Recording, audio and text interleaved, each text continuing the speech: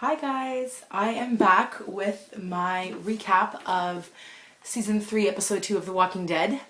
If you haven't seen it, please exit now and go and watch it because this will contain a lot of spoilers. I've gotten really serious about my zombie fixation lately. It's always been a bit of a problem, but now that I'm collecting various false limbs, I think it's become kind of weird just as your average 26-year-old female to have these things is a little bit bizarre, but that's okay. I'm not one to judge, and zombies don't judge, so spread the love and purchase a fake hand. This week I went so far as to take notes. These are the notes that I took. I'm just covering my work address. I maintain, and my mother agrees, that if I took school as seriously as I take this business, I would probably be a massive success right now. But you know what? I take my zombies seriously and I want to give you guys a good recap. So, starting off with the episode, I broke it down into pieces. I just want to talk about everything one by one. The prisoners. I really liked how they did the prisoners because they made them seem super likable and almost pitiful at the beginning when they all found out that there wasn't any more humanity and that nothing else was good in the world and that there was nothing really to look forward to.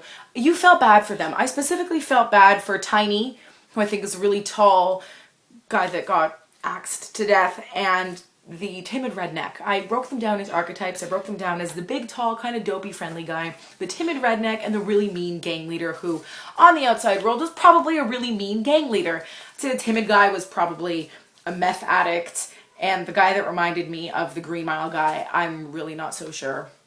He just seems so nice. I don't know, maybe he killed his wife. Anyways, that's awful for me to say. You just felt bad for them, and you kind of felt bad for how Rick treated them initially in terms of his bargaining. However,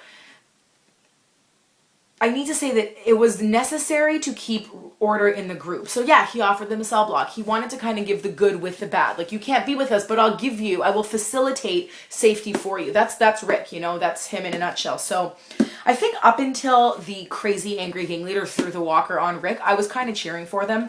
And then when the other guy kind of ran towards him, that's when it clicked for me. That's when it changed for me. And I'd seen a lot of comparisons of Rick to Shane drawn online. Rick is turning into Shane. He's killing people willy-nilly.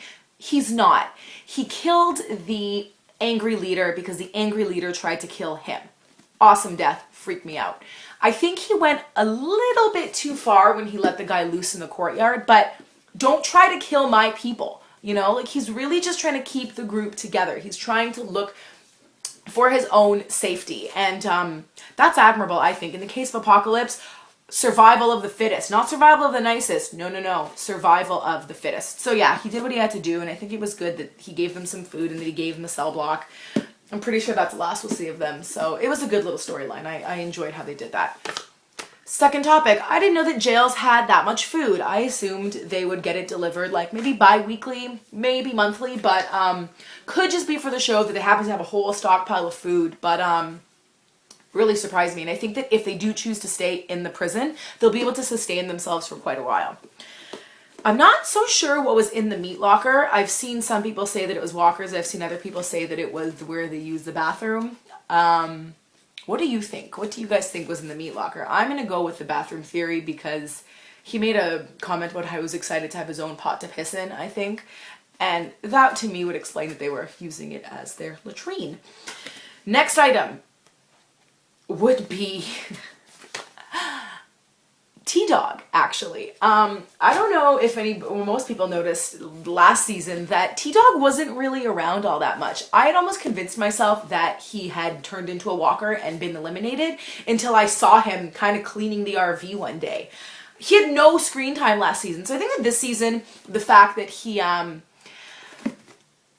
has a shield, a riot shield, and a gun and is clearing doorways, T-Dog is finally having his time to shine. I think that he and Daryl, are two of my favorite characters. They kind of go under the radar, but they get their business done. They get their shit in order, and they stay out of everyone else's hair.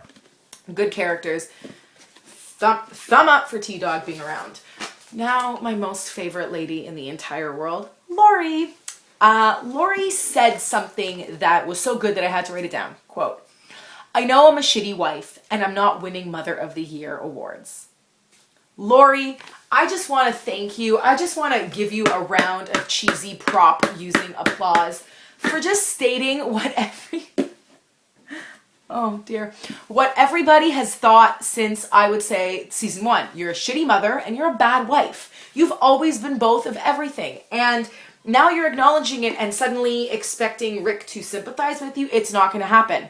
You're bad. You're selfish. I think that she just saved Herschel with the CPR so she could have someone safely deliver her baby. She did it for fully self-serving reasons and not to help the group out in the end.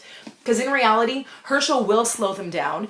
He will be a liability in the end. And really, Lori knows that. But Lori also knows that she needs Herschel to help her deliver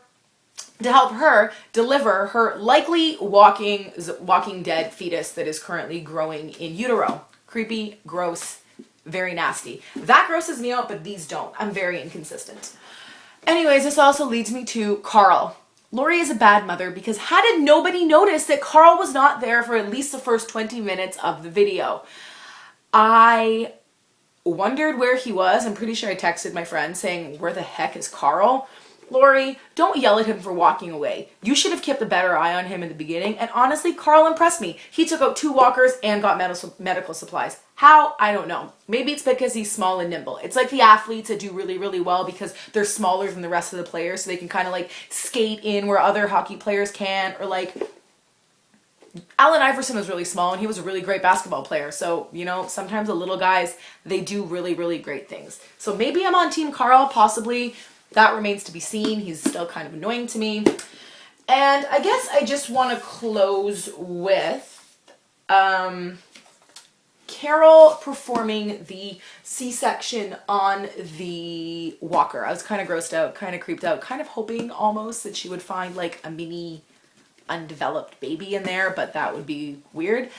I'm going to be blunt. I think that Merle is watching her through the bushes, and I'm looking forward to next week to find out if that's it or not. So let me know what you thought of the episode. Let me know what you're hoping for and who you think is watching her in the bushes. And I will see you guys later. And with this hand, I say bye.